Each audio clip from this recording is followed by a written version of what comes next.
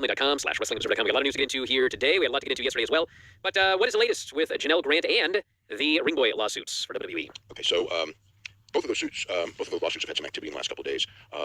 The Ring Boy lawsuit, three more men who were boys in the 80s came forward talking about alleged sexual abuse that they had been victimized by in most cases Mel Phillips. One dating back as far as 1974, which would have been actually well before Vince McMahon even was running the company. This is when his father was running the company. But the other two would have been in the 80s, like the other ones, all in the state of Maryland, because the lawsuit can only cover things that happened in the state of Maryland, even though there was some stuff alleged that took place in the state of Maine to, I guess, strengthen the suit. But in reality, like, it's nothing that it can't really be considered because the law, the statute of limitations is only removed in the state of Maryland by the law that was passed in 2023. So, the one thing with the suit is that there is an allegation against Pat Patterson as well from one of the new alleged victims, who is someone who is one of them is between 47 and 49 years old. John Doe 6. Yes. He was 11 or 12 in 1988. Right, who lives in Mississippi now, but he alleged that he was at a WWE house show, July 14, 1989, which was the date of a show at the Baltimore Arena, and he said that he was on the ring crew, and he was told to stay in Pat Patterson's hotel room while the other boys stayed in Mel Phillips' hotel room. And he said that he was given alcohol, and Patterson played pornography on the television set and forced himself on the plaintiff to give him oral sex, and that Patterson performed oral sex on him. This is at the age he's claiming that he was either 12 or 13 at the time. So this is a really bad case there. It goes a lot higher. We talked about Patterson was the vice president of the company at the time when this is going on. He also alleged that in the state of Maine that he was grabbed in the crotch by Coco Beware with many witnesses, including Mel Phillips, Pat Patterson, and Tony Chimmo, who was working on the ring crew at the time before Tony Chimmo was a ring announcer. And he said that and Danny Davis. Danny Davis too, yeah. And the only one who kind of spoke up was Tony Chimmo, who kind of said, get out of there, type of a thing. And that was he said that one of the people who was a witness was Sue Aitchison, who was a longtime director of community relations for WWE, and that also, which I guess the idea is on this one is that the idea that Vince wouldn't know or anything is that he was in the ring wrestling around with Shane McMahon and talked about this is when Shane McMahon would have been a teenager as well, and how Shane McMahon was injured, in the ring. So they know that Vince McMahon and Linda McMahon would have known about these boys and being around during this period. So that's pretty. There's a photo of him. He said that he went to numerous shows with Mel Phillips between 1988 and 1982, including the 1989 WrestleMania in Atlantic City, which was the Hogan Savage match. And there's a photo that is in the lawsuit showing him and other ring boys. Their faces are not shown because of trying to keep their identities confidential, but shows them at that WrestleMania in a photo. That's one. The next one is the one from 1974. So he would be about 65 or 66 years old now. And he said that he was 14 or 15 when he met Mel Phillips in 1974. He said he was sexually abused by Mel Phillips while he was working as a ring boy at WWE shows, including in a hotel room in Baltimore, Maryland, and claimed Phillips gave him alcohol and forced oral sex on him. And one of the things is that Vince McMahon was not in charge of the company at this time. This is when his father was in charge.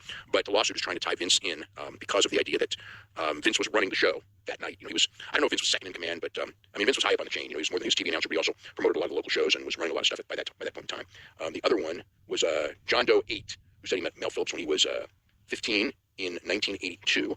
And he was working at the concession stands at the Baltimore Civic Center, which is now the Baltimore Arena, and claimed that Phillips asked him to come to a show in March 13, 1982 in Baltimore, and he was given marijuana. The WWE had a sold-out show that night in Baltimore, and he said that he came back for the next show, which was April 10, 1982, in Baltimore, where he alleged that Phillips sexually abused him and another underage ring boy in Phillips' hotel room.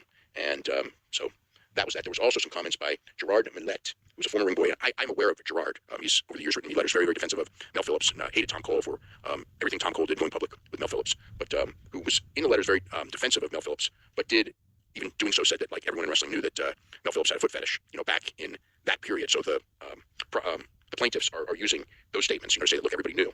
So that was the. Well, what was his defense? Of what? He said he defended him. Yeah, he said that all these guys are liars. And what was his evidence? That he was around. Okay. Yeah. He basically, in his communications with me, it was, just that Tom Cole was making it up. He was very, very upset at Tom Cole. So that was the stuff. But yeah, it's 8 people have come forward, but there's so many people, over the years who've talked about this. This is just, it's too much of a preponderance of evidence for me not to believe. Why were 11 and 12-year-old boys on the ring crew? This is a different era, and I cannot answer this question at all. Most of them were 14, 15, but yes, why were underage boys on the ring crew? Why were they taken across state lines? Most of them, some of them lived in, Maryland, but a lot of them, came from other states. Mel was from Philadelphia, I believe, and a lot of the boys were from Philadelphia. There's probably, multiple times the numbers. Because number one, a lot of people aren't going to come forward. They don't want to be part of this. It's quite a, embarrassing situation when you're in your 50s and everything like this to come forward. But also, if there's any abuse that took place outside of the state of Maryland, that couldn't really be part of this case. The person had to have been abused within the state of Maryland. And WWE ran in Maryland. But it was mostly, they ran Landover, they ran Baltimore. Almost all these were Baltimore. But it wasn't, they ran a lot more in Pennsylvania. They ran a lot more in New York. They ran, Connecticut and things like that. So it's just like it's I guess another question. I guess another question would be: so outside of WWE during this period, yes. the NWA, wherever. I mean, did they have 11 and 12-year-olds putting their rings together? I have never heard of that. I can only say, here where I grew up, the answer would be no. Okay. Well, I asked because I never worked for WWE or anything, but like I worked a lot of shows, and I saw a lot of rings get put together. And I mean, I can tell you, if it were my show, I wouldn't want children putting the ring together anyway. But like, this is not an easy thing to put together. It's got a lot of very, very heavy pieces. Yep. It's like grown adults should be putting this ring together, not children. Yeah.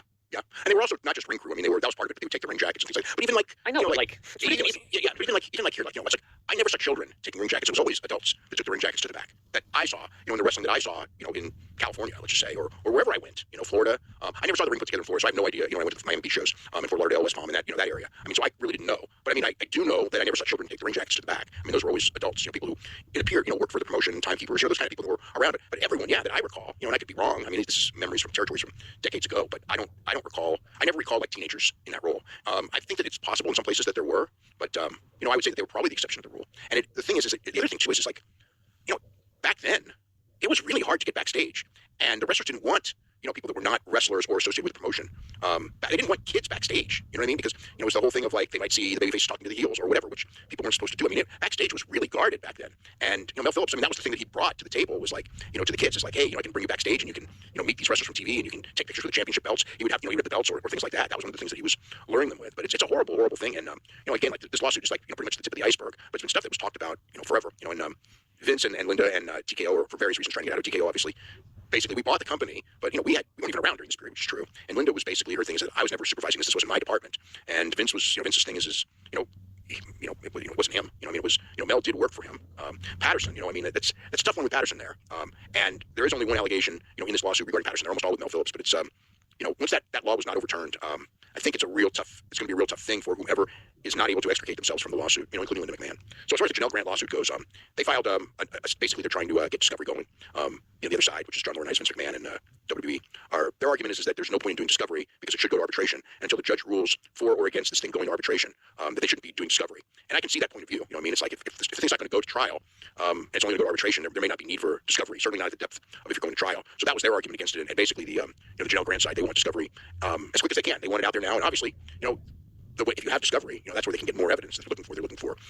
Basically they're looking for all the records having to do with Vince's other settlements, which could probably benefit them. And obviously that's stuff that Vince and WWE probably don't want them to have. So that's the game that's going on there. And as far as the judge in the case, in the Janelle Grant case, has pretty consistently ruled against WWE in almost every, and Vince in almost every one of these, different, things. But this is just the latest one. So they're just trying to speed up the discovery process. For obvious reasons. I mean, the only thing, obviously, the irony, of course, is that when this case was first filed, I mean, the people close to Vince were to me, were just like, we want to get this discovery going because the minute we get her under oath, this case is done because she'll be exposed.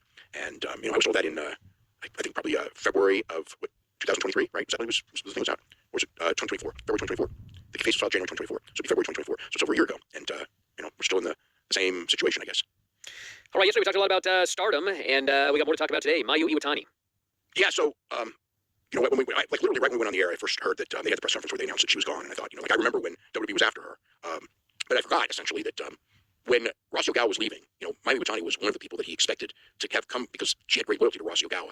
So she's probably going to Rossy Ogawa and Marigold. I just didn't think of that at the time, so that's that. Have you seen any matches yet? I haven't yet. What did you watch? I haven't been able to see anything either because I've been so busy working on other stories. I saw the reintroduction for the main event, which was pretty spectacular. But I have not watched the matches yet. I know that the Tam, it's interesting because Tam not going to retire. Thekla left. Meiko Satomura was not a Stardom wrestler, but she retired today. Had her retirement show at Korakuen Hall. It was a tag match with where she wrestled against she pinned Aja Kong, but it was in a tag. Chihiro Hashimoto and Aja Kong against her and Manami. And then they actually came back and had her and Aja Kong in a tag team against several other people just for a quick kind of farewell thing. Aja Kong would have been like the prior generation superstar, before Meiko Satomura. When Meiko Satomura came in, in the movie Gaia Girls, Chigusa Nagayo had come back to wrestling after retiring and formed the Gaia promotion and trained a lot of wrestlers, and Meiko Satomura was clearly her best protege, and she developed into a star there, and she's in her early 40s now, and worked very, very tough style, and said that she was retiring at the end of April, and that was it. She was on the Stardom show in a tag match the day before, was 2 days before actually. So they had that, and Micah, it was an elbow injury, so she got beat by Chihiro Hashimoto on the Stardom show.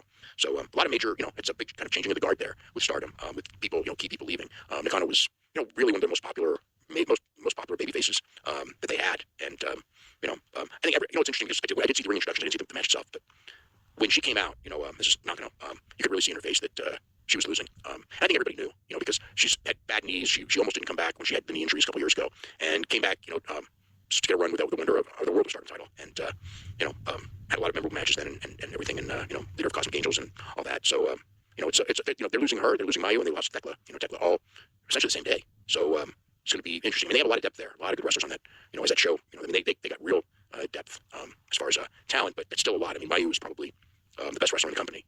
I think the best big match wrestler in the company, and not going to, the heart and soul of the company and everything like that. What's up with Naomi?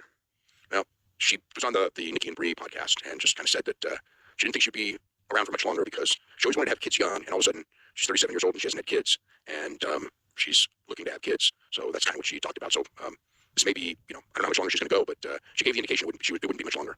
I also had a Brian Danielson interview where he was asked about if he's going to wrestle again, and he pretty much said, no inclination right now, no desire to wrestle right now. He said that his last 6 months were very hard. His neck was really bad. He hasn't had neck surgery yet, doing stem cells, may need neck surgery down the road. And basically said 95% chance he doesn't wrestle at Wembley. At Forbidden Door. At Forbidden Door. Forbidden Door, yeah. Yeah, I'm sorry. Yeah. But he did say that sometimes people get hurt. If Tony says we need you, it was something he could do, but he would have to be careful.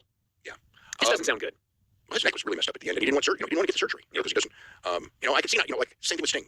Like WWE retired Sting because they basically told him to get neck surgery, and he just decided that I'm not going to get neck surgery because it's a real painful thing. It's a year recovery, and if Sting was at that point probably figured he would never wrestle again. There was no AEW, and then he felt better, and Danielson probably isn't feeling that much better yet. I mean, bodies heal, I don't know like whether his damage is healable or not. I don't really know. I mean, when he retired, or he never said retired, but when he finished up, I mean, he went about as far as he could go. And I think that at that point, I think everybody pretty much just assumed he was going to get the neck surgery, and he'd be out for a year, and then at that point he would make the decision if he wanted to try to come back or not. And I think that he's trying to avoid the neck surgery, and which lessens the chance of coming back. But I think he's come to, he's basically said he's kind of come to grips with the idea that his career is probably over, and he's fine with that. He said that if that's it, then that's fine. I think originally, the idea was that he would wrestle a few matches a year, things like that, but not go full time. And he had talked about wrestling until he was 60 or 70, but and who knows what's going to happen. The first time he was retired by